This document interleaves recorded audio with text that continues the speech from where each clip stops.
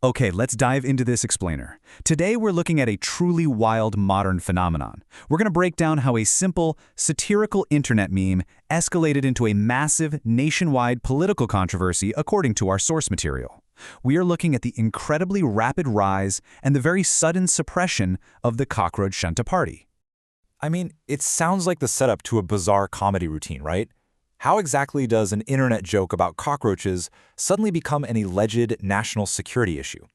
The stark contrast between the absolute absurdity of people wearing bug costumes online and a severe official government crackdown is exactly what makes this whole analysis so compelling.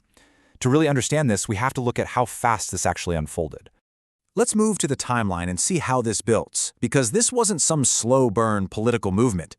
It was a rapid snowball effect. On day 1, May 15th, an inciting quote drops. Literally the next day, day 2, the satirical party is created. And by day 7, May 21st, government authorities intervene with a platform ban.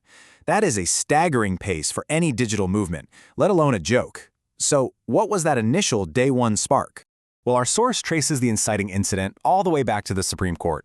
During a hearing, Chief Justice Surya Kant made a pretty controversial remark, stating, "They are youngsters, like cockroaches. They don't get any employment, and they start attacking India." Now, just to be completely impartial here, the Chief Justice did clarify the very next day that he was misquoted, explaining he was referring specifically to people with fake degrees, not the youth in general. But you know how the digital age works. The initial quote was already out there, and it absolutely stunned the nation.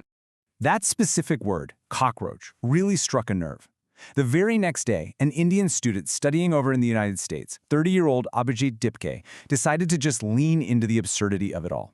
He created a purely satirical political party page on social media called the Cockroach Janta Party, or CJP. Honestly, it was meant to be a fleeting internet trend, much like the countless other meme pages that pop up and disappear within 48 hours. And this brilliantly illustrates the hilarious and absurd origins of the movement.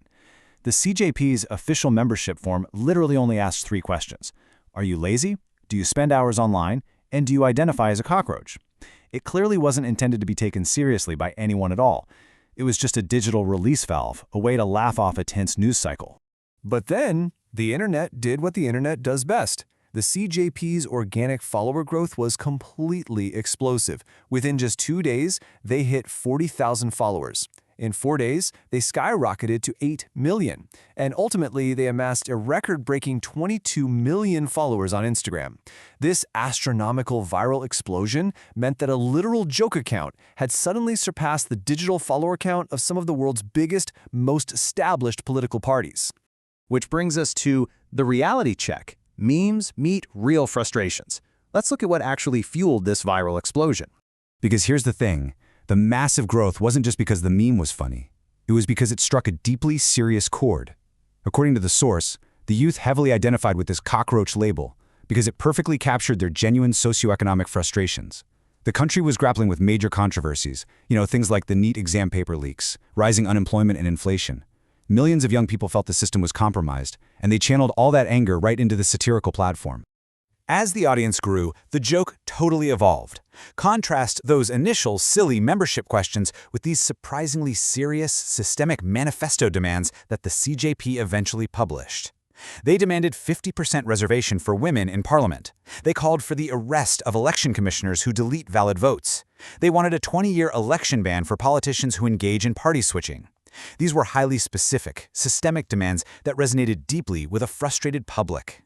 And the CJP officially transitioned from a meme to a movement with this specific metric: 600,000. That is the number of real, actual people who signed a CJP-led petition demanding the resignation of the education minister over the exam paper leaks. Suddenly, an account that started out with cockroach memes was demonstrating undeniable real-world political mobilizing power. So the crucial point is, how did the establishment react when satire started generating tangible political pressure? This brings us to the crackdown, censorship and escalation. Well, only 5 days after the party's creation, the official crackdown began. On May 21st, the CJP was banned on Twitter in India. And the justification? Our source notes that authorities actually cited inputs from the Intelligence Bureau, officially labeling the CJP a national security threat. Just absorb that stark contrast for a second. Neutrally speaking, the government officially designated a page where people wore digital cockroach costumes as a dire threat to the security of the nation. And the platform ban was really just step one. The escalation was extreme. Following the social media blocks, the CJP's website was shut down amid numerous hacking attempts. But it got much darker from there. The creator's personal WhatsApp number was leaked, leading to severe doxing. According to the source, he was allegedly offered financial bribes to shut the page down, which then escalated into targeted death threats against his family living in Maharashtra, actions the source claims were met with absolute police inaction. At the exact same time, a massive discrediting campaign was launched against the creator. Now, Abhijit's actual publicly stated work history included a brief, totally transparent stint with the Aam Aadmi Party from 2020 to 2023.